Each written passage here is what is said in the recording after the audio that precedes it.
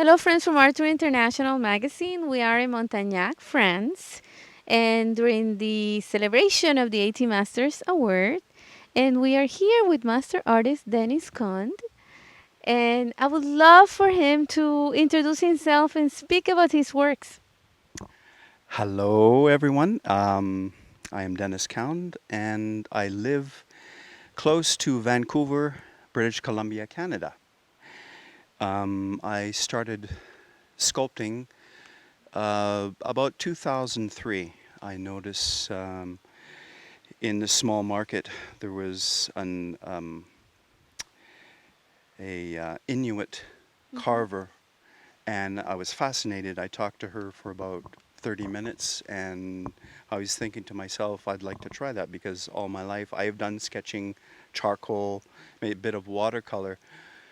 But then I thought it would be exciting to work in a three-dimension.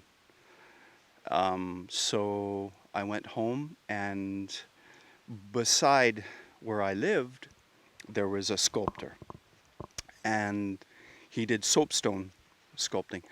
And what he would do with the small pieces that he didn't use, he would just throw them over the bank and they just roll down by a river. One day I was walking out and I see these pieces and I pick it up and I'm like, you scratch, oh, I can carve, right? So I bring it back home and I started carving, and then I made a little bear, and then it just transformed from there. And then from the stone, I got into creating my antler art from moose antlers and deer and elk, because I find that to be more forgiving. Like I can only use a rotary tool, right? Because it is so dense and hard.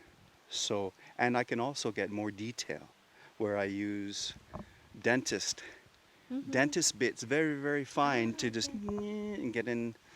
So I just, that's how it kind of progressed through time. Wow. Okay. Can you tell us about the work that you are presenting here? Well, today, pretty interesting story. I had this one piece that I knew I wanted to send to France, and I knew it had to be a piece of resilient stone because it would have to survive Yes. shipping. And there was this one particular piece that's been in a gallery for over 5 years, and it wasn't selling. It was just sort of sitting in the corner, moving from gallery to gallery. And it was an abstract figure of a duck, a mallard. And it had general, um, the head was looking down with the bill and one wing out to the side, big breast, and then out the back. And beautiful stone, serpentine stone with blues, greens, browns within it. And I thought, that's the stone that's going to France. So I didn't know what to create until it hit me um, one day when um, I was thinking, because years ago I lost a child, okay? And so it sort of resonated with me where the wing is already there. So I thought an angel, and then a mother, and the bond between a mother and child.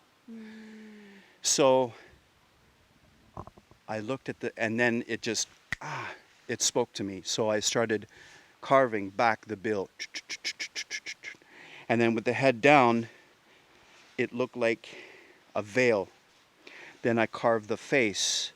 And then from that, the big breast of the duck or the bird became the arms holding the lost child, and the child now began to sprout wings like a cherub. So it represents the intimate, eternal bond between a mother and child. And then the base, I wanted something white to represent a cloud, the way an angel would sit on a cloud. And it's a piece of Indian alabaster, a nice, a harder stone, but it's beautiful, translucent white. And within the white, there's grays, and that could represent the dark times. You know, like you were saying in your speech there when you were talking about the ups and downs, and the way we from despair, right? We Yes. can lift ourselves up, and that could be represented within the clouds. So that's how that piece kind of transformed and became Ange de l'Espoir. Wow. Inspiring. Yeah, I love the piece. And normally I don't like my own work. It's like I do it and then I want to give it away or sell it or whatever. I have maybe one necklace that I made for myself. That's it. It's charities. I donate a lot. Create awards for other art shows and that. But yeah, so now I have to ship this piece back home. Yes. It would be nice to have it at home. Wonderful. Well, I want to thank you for your participation and for being present and traveling all the way here to meet us and to celebrate with us. It's my pleasure. It is a beautiful country, beautiful people, and I've made so many friends. I really have. And I will remember this forever. Yes, yes. Thank you. And thanks everybody for watching. See you soon.